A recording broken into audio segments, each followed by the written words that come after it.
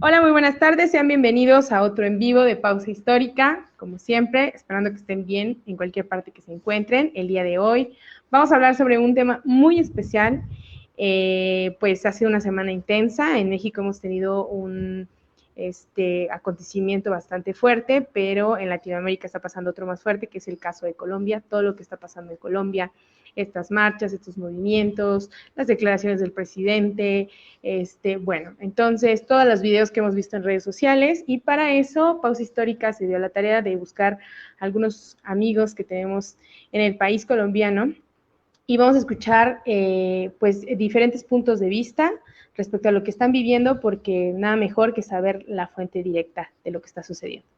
Entonces, como siempre, la parte de abajo pueden ir haciendo sus preguntas, que claramente vamos a responder al final. Esperemos que los algoritmos no nos bajen este live como todas las demás publicaciones que han estado haciendo los colombianos de diferentes plataformas. Y bueno, entonces quédense con nosotros para saber un poquito más del tema, más o menos una hora de live. Esperemos que todo salga bien. Voy a darles la bienvenida primero a las damas. Karen López, colega mía, historiadora desde la ciudad de Bogotá. ¿Cómo estás, Karen? Hola Aurora, muy bien, muchas gracias por la invitación. Pues entre bien y mal, ¿no? Por la situación que estamos viviendo y pues bueno. Ok, a David Ávila, de la ciudad de Bogotá también. Hola David, mucho gusto, qué gusto conocerte a la distancia. La primera vez que nos vemos, pero mucho gusto por conocerte. Hola Aurora, muchas gracias por la invitación.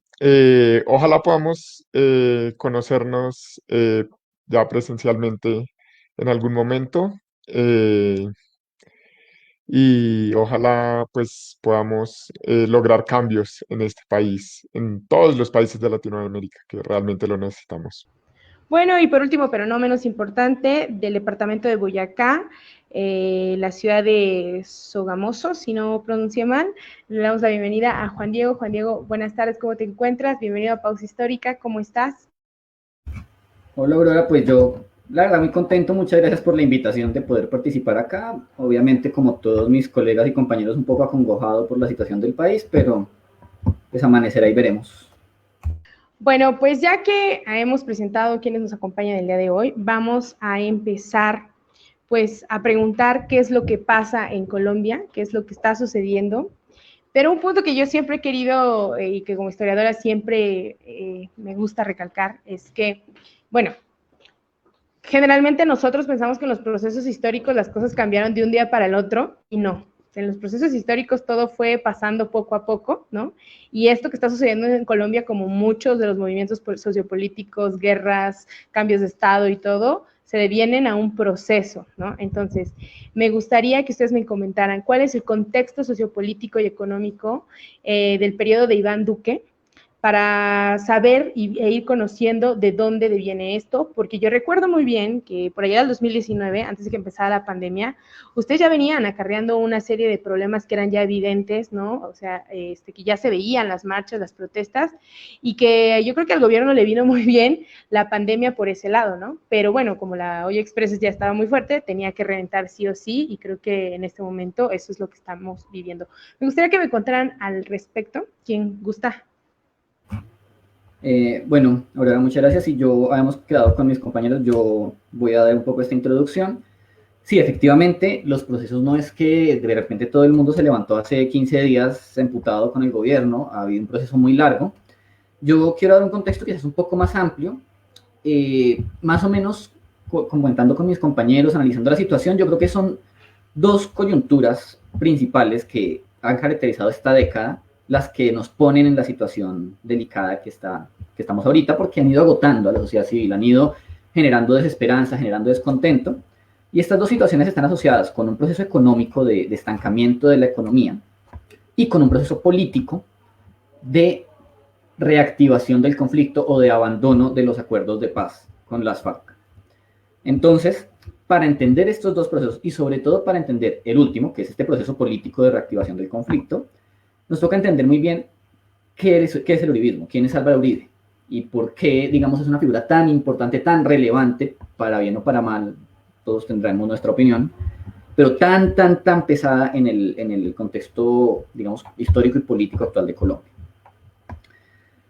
Y para entender quién es Uribe, bueno, queremos un poquito más para atrás. Yo te voy a pedir autorización de irme quizás unos añitos antes para explicar el surgimiento de este personaje, porque Uribe es el presidente de Colombia entre 2002 y 2008. ¿Y qué pasa? En el año 2002, cuando Uribe es elegido, Colombia está, digámoslo, está en el hoyo más profundo, está siendo, sin exagerar, uno de los países con las peores crisis humanas y políticas de la Tierra, está con una economía vuelta a pedazos después de la crisis económica del 98, que fue causada por una serie de políticas complejas de los 90 que no vamos a debatir aquí, pero que tienen que ver con eso que coloquialmente llamamos neoliberalismo. Pero más importante, es un país que está en medio de un conflicto que ha venido escalando porque el auge del narcotráfico, luego de Escobar, le brinda recursos a los actores armados. Entonces, ¿qué tenemos? Tenemos al norte unos ejércitos de la muerte, unos grupos que aquí coloquialmente llamamos paramilitares, que se consolidan en un grupo que son las Autodefensas Unidas de Colombia, que van avanzando muchas veces bajo la tolerancia de las élites locales, otras veces no solo con la tolerancia, sino con el beneplácito, incluso con la financiación de élites económicas y políticas regionales. Paralelo a este proceso, al sur de Colombia, las FARC, también gracias al narcotráfico, han logrado incrementar sus efectivos masivamente. Básicamente ya están empezando a sitiar a Bogotá, tienen control de varios territorios extensos. Todo esto está pasando en Colombia. Tenemos en ese momento 6, 7 millones de desplazados. Es una cifra absurda. Es peor que las cifras en cualquier conflicto que tú tengas en África en este periodo, por hacer una comparación. ¿Y qué pasa? Llega Uribe. Uribe llega en un contexto de diálogo con las FARC que no sale muy bien. Al final el diálogo se cae. Uribe nunca fue el candidato del diálogo. Él siempre fue contra el diálogo, a favor de la solución militar. Digamos, la política de la guerra, que aquí la llamamos la seguridad democrática. Y cuando el diálogo de paz se cae en el 2002, él es elegido presidente con una votación, digámoslo, gigante. Gana con el 60 y pico % de los votos en primera vuelta contra otros 5 candidatos, que eso en Colombia no es tan común. Y Uribe efectivamente ejecuta esta política de la guerra. La política de él es la guerra contra las FARC. Con los grupos paramilitares negocia, hay una desmovilización efectiva a medias. El principal problema de esta movilización efectiva media, de esta desmovilización efectiva media, así viendo por encima, es que no se dicen las verdades. Estos líderes narcotraficantes paramilitares terminan en cárceles en Estados Unidos, no se sabe quién los financió, quién los subsidió, quién los apoyó, quién se benefició de los crímenes de ellos. Entre tanto, las FARC se repliegan. Uribe promete que va a derrotar a las FARC en 3 años, no lo logra, pero lo que sí logra es acabar el sueño que tienen las FARC de conquistar Bogotá. O sea, después de Uribe, el plan estratégico de las FARC se desarma y ya no son capaces de amenazar las capitales. Entonces, digamos que por el lado militar, político-militar, Uribe genera una serie de victorias que van a bajar la intensidad del conflicto. Yo tenía unas gráficas, me disculpo con todos, no pudimos proyectar. Hay una gráfica de los hechos victimizantes registrados por la Unidad de Víctimas de Colombia. Esencialmente, pues llega Uribe, baja un montón, luego se estabiliza y luego en los últimos 2 años de Uribe vuelve a bajar y luego se vuelve a estabilizar. Y ya veremos, ya les cuento después qué pasa, pero entonces hay una reducción en la intensidad del conflicto y además a Uribe le toca, al igual que a Chávez, al igual que a Correa, le toca la bonanza petrolera. Todo es más fácil con plata. La bonanza petrolera hace que llegue una cantidad impresionante de recursos a Colombia, favorece mucho la inversión pública, la inversión social, la infraestructura. Las obras de infraestructura en Colombia la década pasada eran algo fuera de lo conocido en este país porque había los recursos. Eso obviamente baja el desempleo. Entonces Uribe, digamos que sí genera este impacto de ser la persona que cambió la situación.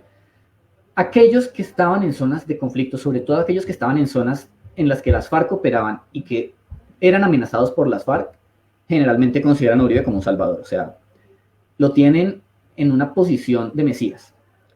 Y realmente uno entiende por qué. Uno puede cuestionarlos y uno puede decir que no ven más allá de sus vecindades, pero no entiende por qué.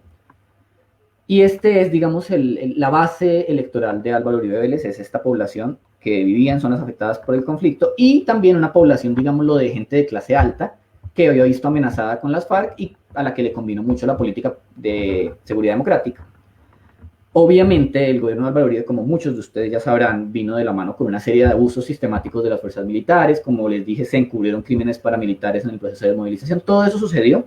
Pero yo no quiero hablar de eso porque eso ya lo sabemos. Yo quiero hablar de por qué la gente lo apoya, para entender por qué es un tipo que a 20 años de su mandato todavía jala 20, 30% del censo electoral solo con decir voten por este man que nadie conoce. El uribismo como política, Karen va a hablar un poquito más de eso, no, quizás no tiene un carácter político tan definido, es más bien un tema de personalidad. El uribismo es Uribe. no es una ideología política, es el seguimiento a Uribe. Uribe sale del gobierno, 2010. Él pone al siguiente presidente, a Juan Manuel Santos. Santos, al contrario que Uribe, a pesar de haber sido ministro de Uribe, él no prosigue la política de la guerra, él entra a lo que podemos llamar, entre comillas, la política de la paz. Él entra a negociar con las FARC y él entra a buscar una solución al conflicto y a buscar que se superen, digamos, los errores de las negociaciones con los paramilitares. Por eso es que la verdad y la reconciliación van a ser un tema central en el equipo negociador de Santos en las negociaciones de La Habana. A Uribe no le gusta eso, sabe Dios por qué. Muchos presumimos que es porque si se empiezan a revelar ciertas cosas, quizás no salga también librado, habrá otras hipótesis. Él entra a lance en ristre contra este acuerdo y en este momento hay una ruptura gigante porque hasta ese momento la élite política colombiana estaba toda aglomerada en torno a Uribe, pero con Santos se rompe. Y a partir de este momento el uribismo empieza a conformarse como un movimiento propio. El uribismo no es, digamos, la política de derecha, sino que es un movimiento propio que es uno más, pero que todavía tiene mucho poder. En resumen, Santos avanza en su política de paz. La gráfica de víctimas, de hechos victimizantes que yo les iba a mostrar, muestra que cuando él logra finalmente como ratificar el acuerdo en 2014, hay un descenso dramático, y cuando se desmovilizan las FARC en 2016 tenemos mínimos históricos de víctimas en el conflicto. Hablamos de las cifras del 90, del 91, a pesar de que ahorita pues hay muchos más colombianos, o sea, per cápita es todavía más bajo. Y digamos que esto es algo que en muchas poblaciones del país es muy bien recibido, sobre todo entre los jóvenes, pero que no pega con el uribismo. Pero Santos tiene un problema, que es que a él se le acaba la bonanza petrolera. Y aquí quiero tocar tangencialmente un tema muy pequeño. En México sabrán muy bien ustedes que América Latina es la región más desigual del mundo. Colombia no es la excepción. Colombia es un país, estábamos discutiendo si era más o menos desigual que México, no terminamos por encontrar el dato, pero es muy desigual.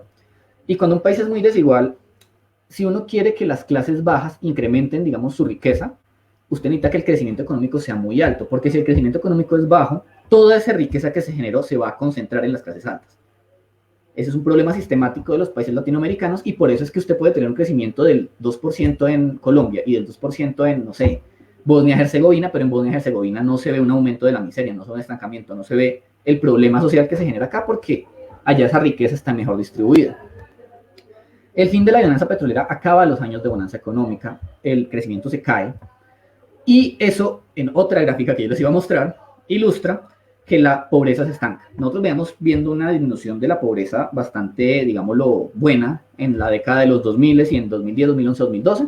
En 2013 baja y en 2014 ya queda en 28%, entre 28 y 27%.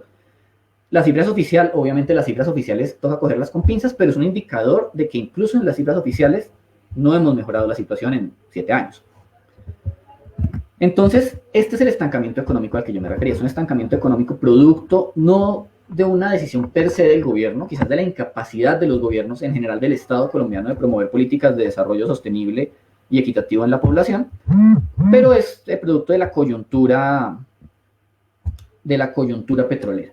A Santos le toca eso. Santos, digamos, lo que sobreagua la situación como mejor puede, pero pues eso le va a pasar factura. Y aparte, en ese proceso ocurre la desmovilización de las FARC, ocurre la finalización de los acuerdos con una oposición recalcitrante de Uribe y del uribismo, y eso es lo que nos lleva a 2018, la elección de Iván Duque. Duque entonces hereda un proceso de paz que ha bajado a mínimos históricos la violencia en el campo colombiano, y una economía estancada en la que no ha sido posible, digámoslo, seguir mejorando la situación de las personas vulnerables. Por el contrario, las personas vulnerables están estancadas.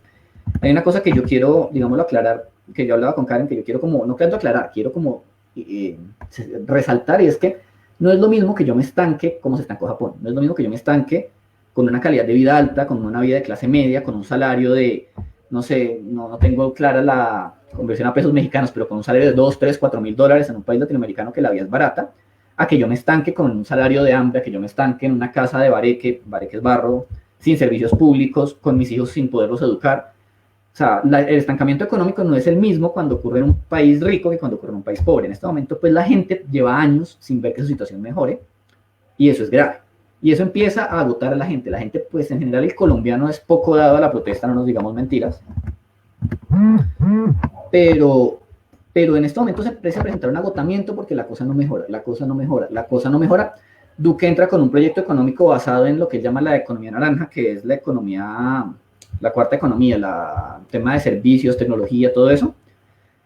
Tiene un par de éxitos menores, pero no es algo que pueda jalonar la economía colombiana. Y pues luego llega la pandemia que, como todos sabemos, manda al papayo a todo el mundo por igual, excepto a los países que la controlan bien, pero a todo el mundo en América Latina lo afectó. Entonces, bueno, estamos en Duque. Un momentico que se me cayeron las notas que tenía. Estamos en la elección de Duque en 2018. Pero resulta que Duque, al contrario que Santos, no tiene esta política. Sí, siguiendo la línea que estaba planteando Juan Diego, claro, efectivamente, pues Duque recibe un país en unos estados paupérrimos, ¿no? También con, digamos, con un estigma muy grande, y es que nadie sabe quién es Duque. O sea, Duque era un senador, ¿sí? Que de la nada, o sea, nadie, o sea, sí sabíamos que era un abogado de la Sergio Arboleda, una universidad aquí privada, no muy reconocida, y el man de la nada resulta siendo candidato presidencial, y pues todo el mundo era, o sea, digamos, las personas que estábamos en oposición de una u otra manera, o siguiendo a cualquiera otro de los candidatos, digamos, la cosa era, pero ¿este quién es? O sea, no es nadie, ¿sí? Sale un chino que se pinta el pelo durante una semana, que envejece un año, pintándose el pelo, y ya. Pues bueno, Juan Diego, que sigue ahí, ya que logró retomar.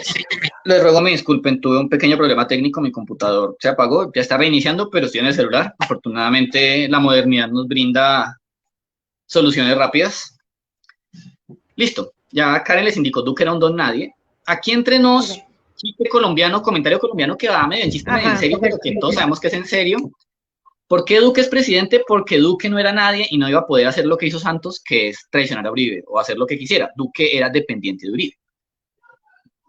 Uribe consiguió una persona que no tuviera enlaces políticos. Santos es familiar de los dueños del periódico más grande de Colombia, es una familia de alta alcurnia que va a estar metida en la política por todas las generaciones. Santos es una persona con peso propio.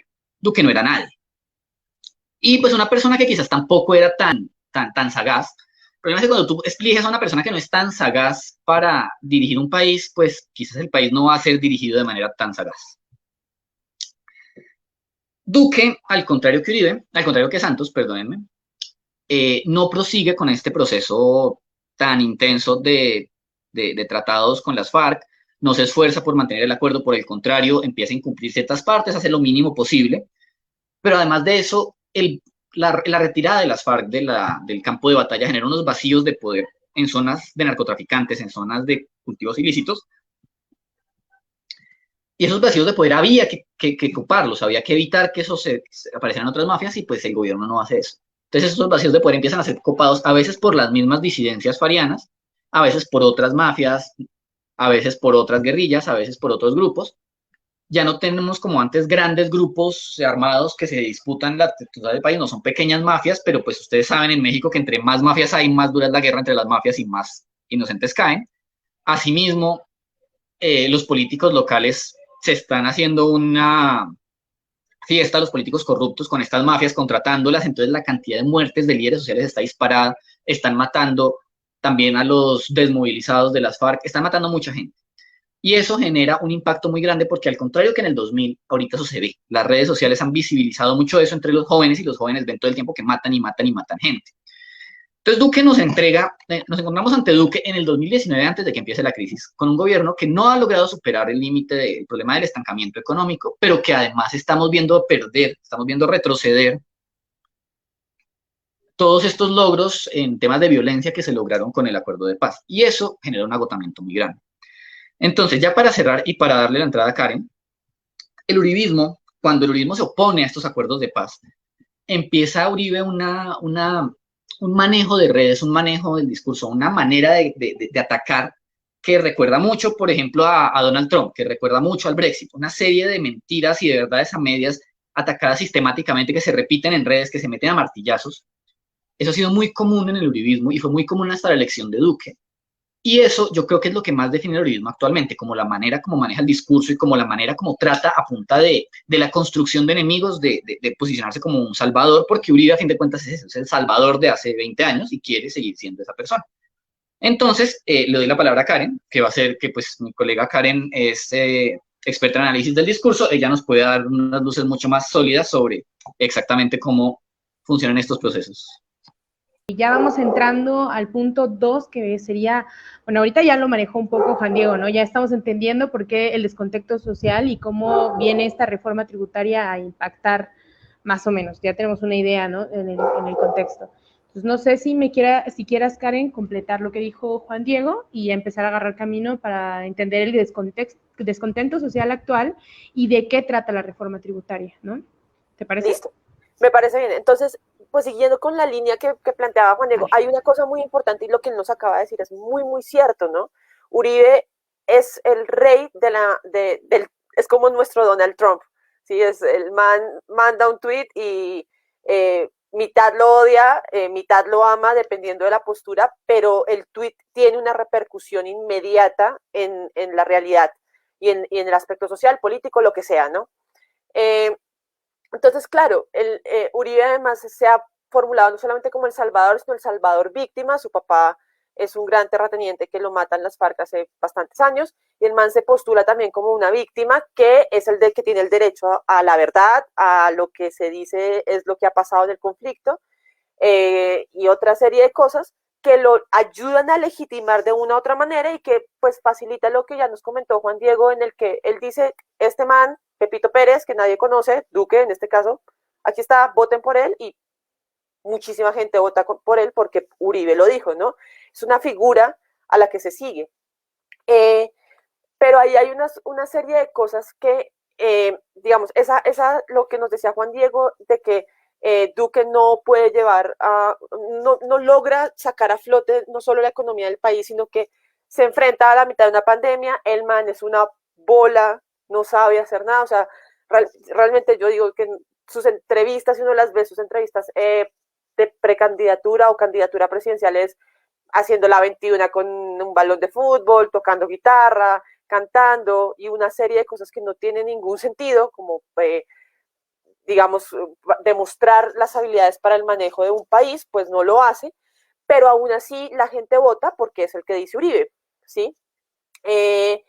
Y esto conlleva a que de una u otra manera también veamos por qué en este momento la protesta no solamente se va ligada, si bien la reforma tributaria es algo que hace que estalle, ¿sí? Como que la gente muestre ese descontento muy fuerte, no es solamente la reforma tributaria, sino que ya la consigna de la protesta se ha vuelto, es que no somos uribistas, ¿no? Entonces en todos lados es, este man es, bueno, no sé, Bogotá antiuribista, Cali antiuribista, Medellín antiuribista, y ya la protesta no se está yendo solamente a las políticas específicas de Duque, sino, y bueno, del gobierno en el momento, ¿sí? Sino a irse en contra de la figura específica del el Estado liderado por esta gran persona salvadora o lo que sea que es Uribe, ¿no? Y eso también, digamos que demuestra, como sabemos, ese vínculo tan fuerte que tiene Uribe con las fuerzas paramilitares, las fuerzas militares, policía, ejército, demás, y que además Duque se sabe que hay un descontento, pero entonces Uribe busca la manera como de manejar ahí la situación, de una u otra manera, como, bueno, sí, yo como que doy la orden, Duque la repite, pero pues como Duque es un don nadie, entonces no puede hacer nada en contra de Uribe. Entonces esto está llevando a este caos que finalmente no es solamente esa reforma tributaria la que hace que, si bien es lo que visibiliza el incontento y hace que la gente se levante, la reforma ya la quitaron, entre comillas, pero nos quieren clavar otras 3 reformas más, laboral, salud y pensión, y aparte de eso ya el descontento, como lo decía, no es solamente por esas políticas específicas que está sacando Duque de, ay no, pues es el manejo que podemos darle a la pandemia, o qué cosas, no tenemos plata, es que también, o sea, salen con unas barrabasadas de, pues señores, qué pena con ustedes, nos queda dinero para mantener el Estado, nación, país, gobierno, lo que quieras, en medio de la pandemia para 6 semanas, cuando se sabe que acaban de vender el 60% de la reserva de oro del Banco de la República, cuando se sabe que han gastado plata en armamento, tanques y demás en medio de una pandemia, y el presidente sale todas las noches a las 6 de la tarde durante media hora, casi una hora, a hablar de sus políticas. Se suponía que al inicio era un programa informativo sobre la pandemia, sobre el COVID-19, y luego ya termina siendo un espacio de publicidad para él, que cuesta, ¿no? Pero que finalmente pues no tenemos dinero. Entonces eso es lo que ha llevado a ese descontento, y finalmente pues Uribe ya no es solamente esa figura de las malas políticas de Duque, sino es esa figura de ya sabemos que hay alguien más atrás de Duque y que está jodiéndonos, y se llama Uribe, y por eso también el descontento no se ha frenado, a pesar de que se ha tratado de dar unos pasos atrás con todas estas reformas que nos han tratado de colocar. Sí, perfecto. Bueno, entonces vamos a hablar sobre la represión contra la acción social. Me parece que es un punto que va a tocar David, ¿cierto? ¿Vamos en esta sintonía, Karen? ¿O quieres agregar más? No, David, no, yo no quiero agregar nada más. David nos va a explicar más sobre lo de la reforma, específicamente, cómo la reforma hizo estallar a este mierdero. Ah, perfecto, perfecto. Entonces, bien, Perfecto. el contexto que tenemos hasta ahora es... Bien, el contexto que tenemos hasta ahora es un país en la pobreza, ¿sí? Las últimas encuestas que sacó el Departamento Administrativo Nacional de Estadísticas nos dice que el 42.6% de la población no tiene lo que el mismo departamento considera suficiente para tener vivienda, pagar servicios, pagar sus alimentos, etc. Y que de ese 42.6, el 12.8% del total no tiene suficiente ni siquiera para una dieta de 2.100 calorías al día. La gente está sin dinero, aguantando hambre. Y bueno, quería también devolverme un poco sobre lo que habló Juan Diego de la desigualdad, porque la desigualdad es algo de lo que hablamos mucho en América Latina. Pero pues realmente, ¿qué tan desigual es Colombia? Y hay una encuesta, un estudio que también hizo el DANE, en el que muestran que más del 40% del ingreso total del país se queda en el 10% más rico, el 10% más rico de los habitantes del país. Es decir, que de cada 100 pesos que se producen en Colombia, 40 le quedan a los 10 que más tienen, mientras que para el 10% que menos tiene, se tienen que repartir entre 5 y 4 pesos entre ellos. Entonces, pues, vemos un país altamente desigual, con gente que está en la pobreza, y el gobierno, pues, eso aumenta el descontento con el gobierno, porque el gobierno dice, somos un gobierno austero, somos un gobierno que lo que quiere es ahorrar dinero, pero, como decía Karen, gastan 14 billones de pesos en aviones, usan el avión presidencial como su bus intermunicipal para ir al cumpleaños de mi hija, o cosas por el estilo que han pasado. Gastan un montón de recursos en un programa televisivo que además gasta el tiempo del presidente, le comerá por lo menos 3, 4 horas al día, que a la larga es lo que él le da al país. Le da al país su tiempo y gasta 4 horas al día en un programa que es básicamente publicidad, que además usa para evadir, dar respuestas al pueblo, porque no, desde que empezó a transmitir su programa, no ha hecho ruedas de prensa, no ha contestado entrevistas. Todo lo que se sabe del presidente se sabe por su programa, que es lo que él dice. Él dice básicamente lo que él quiera decir, ¿no?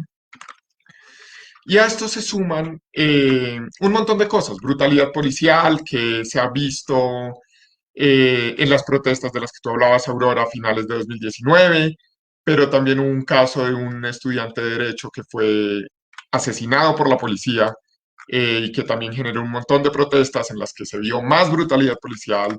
Hubo varios muertos en esas y en estas. De nuevo, desde que comienza la protesta, vemos casos de policías abusando de la fuerza y de la violencia que tienen.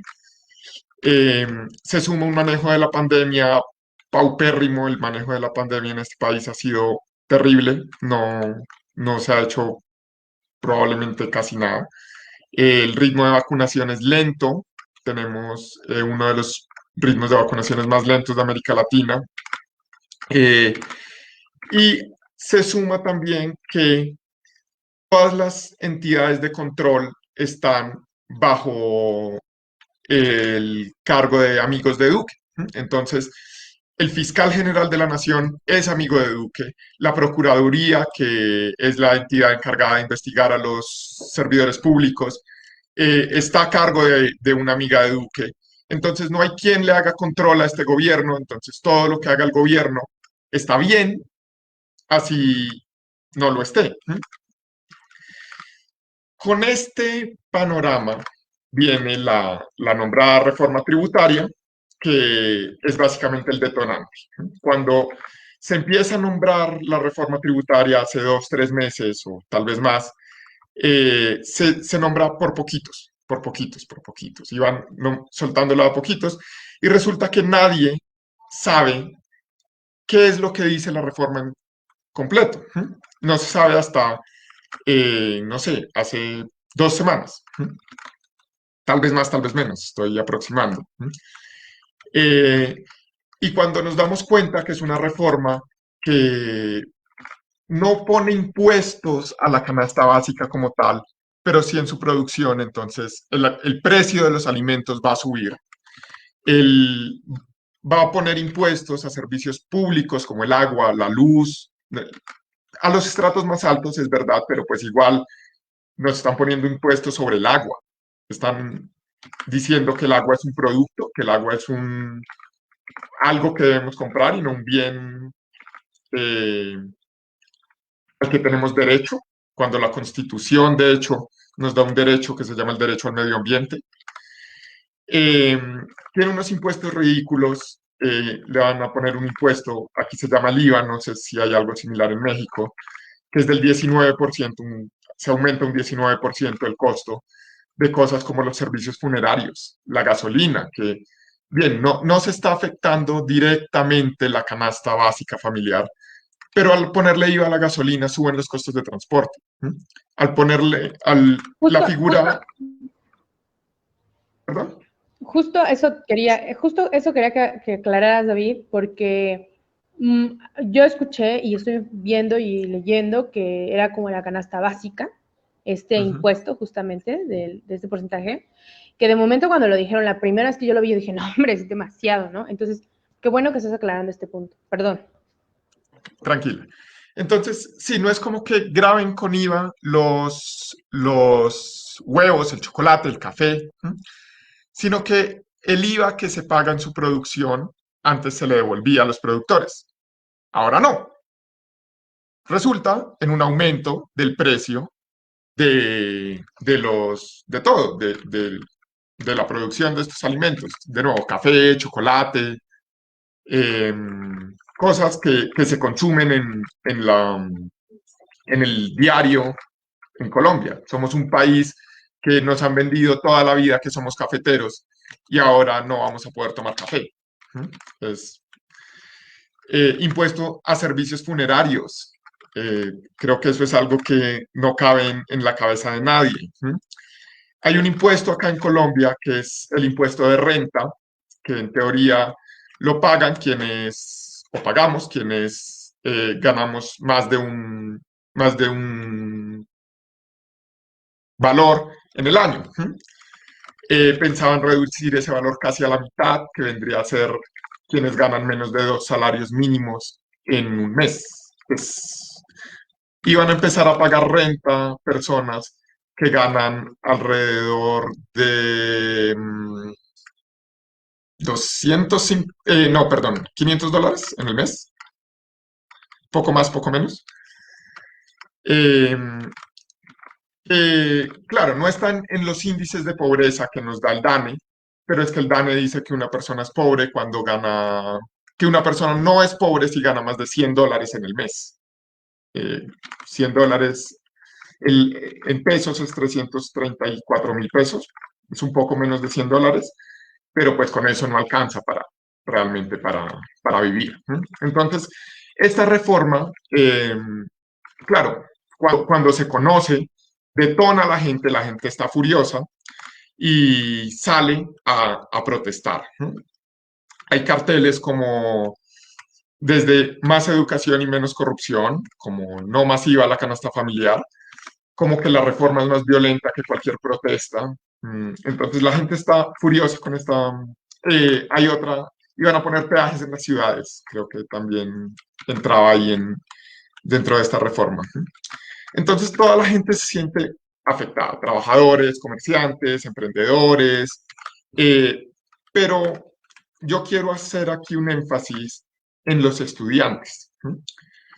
Y no realmente en los estudiantes de universidad, que son los que vemos aquí todos los días saliendo a marchar, que es admirable lo que hacen ellos, no estoy negándolo, no estoy diciendo que no vale, es admirable, los respeto, los apoyo, eh, los respaldo, pero quiero enfocarme en una voz que no se escucha, porque ni siquiera la preguntamos. Yo soy docente de colegio y me pareció interesante saber qué decían mis estudiantes al respecto. La mayoría dicen que ellos, bueno, todos ellos tienen ideas al respecto, más allá de que a algunos se les nota que simplemente están repitiendo lo que leen en redes sociales, lo que dicen sus papás.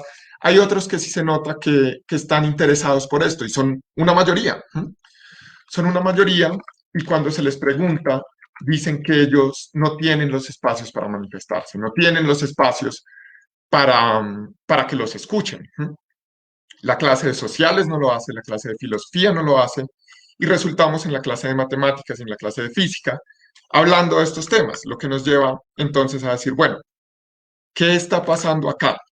Pedimos más educación, pero también, ¿qué estamos haciendo con la educación? ¿No? Claro, es importante la educación, pero entonces, si yo cojo uno de mis estudiantes y les digo como, bueno, niños, vamos a estudiar la gráfica que muestra la desigualdad en Colombia, ellos matemáticamente podrán decirme muchas, muchas cosas, pero en realidad probablemente no están entendiendo lo que realmente dice la gráfica, lo indignante de que el 40% de los ingresos del país se queden en el 10% que no los necesitan, sino que simplemente los quieren para aumentar su fortuna porque, pues, no sé, ya tienen su vida y la de las siguientes 3 generaciones y probablemente 4 generaciones, 6 generaciones asegurada, pero pues igual siguen acumulando cuando la gente está muriendo de hambre. Entonces, todo esto también se suma al descontento social y vemos que este descontento no es solamente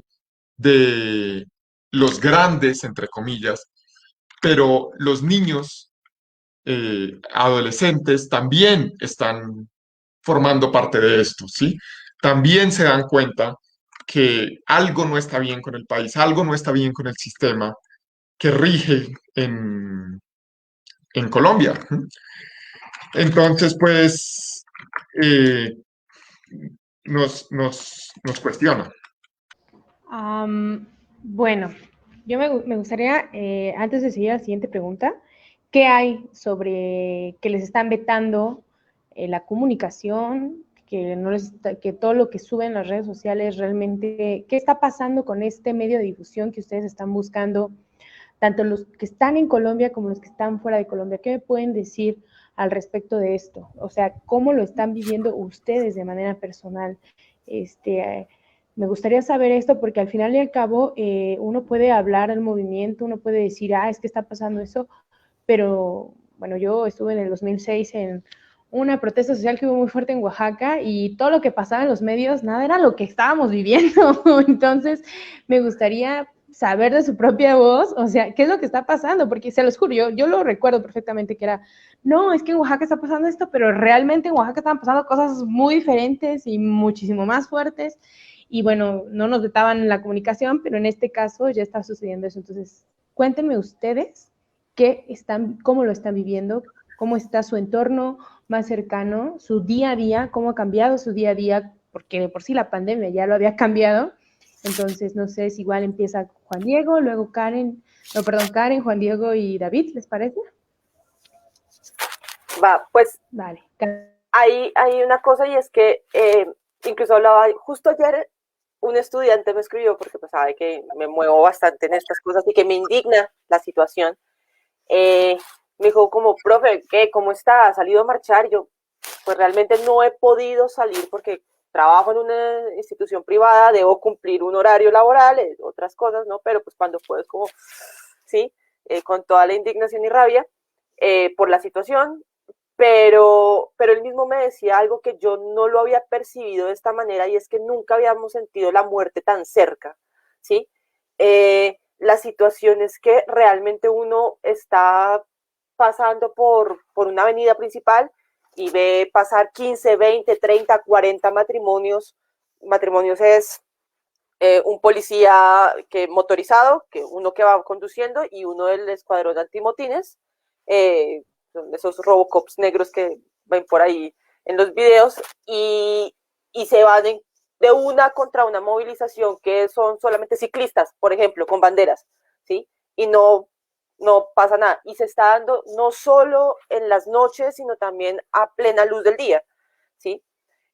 Claro, la noche exacerba mucho la cosa, pero pues también es como todo el tiempo hay una conmoción que uno no sabe en qué momento va a quedar en la encrucijada, ¿no? Lo de la comunicación es cierto de una u otra medida, en que, bueno, Bogotá es la capital, no va a ser como tan fácil que nos descomuniquen de una. Pero a mí, personalmente, a mí sí me pasó que estaba en la calle y de un momento a otro la señal del celular no servía. Quería llamar y me decía, su línea no está disponible, cuando 2 minutos antes ya lo había hecho y estaba cerca a una zona gubernamental.